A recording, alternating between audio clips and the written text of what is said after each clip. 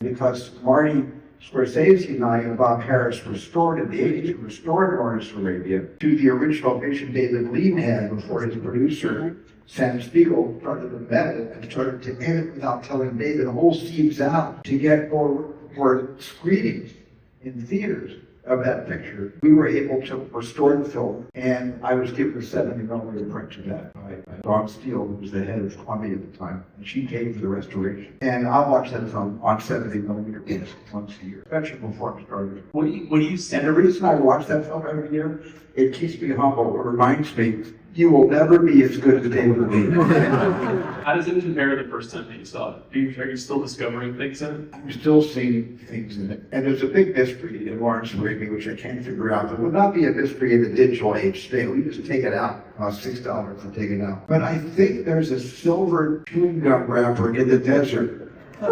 On the shot where Lawrence has just gotten on the camel and he and his guide are going to see, Faisal in Faisal's camp. And they just start, and the camera, they're on the sand dune, the camera's low on a crane.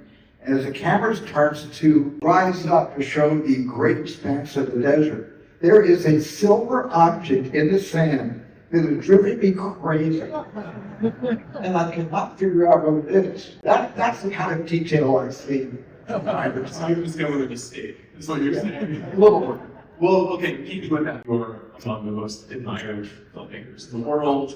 Can you share with us a time when you were humbled on set while making a movie? I was certainly humbled on the set many times. And the thing that humbles me on the set is always an actor. There's always I've been humbled.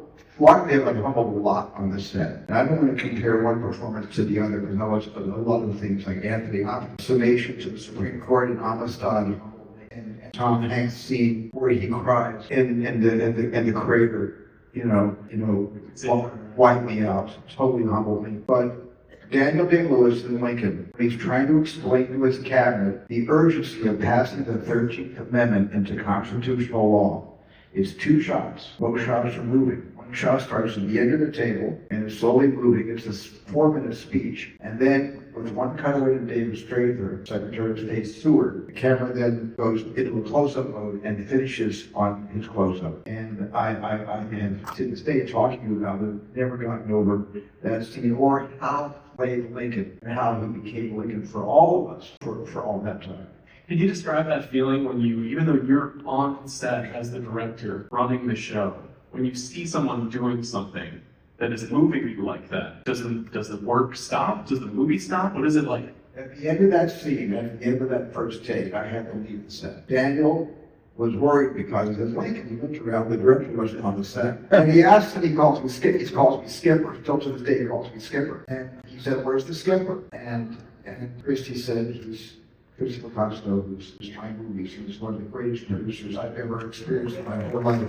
He's sitting right there in the level." He told Daniel where to find me, and I was in the other room crying. And Mr.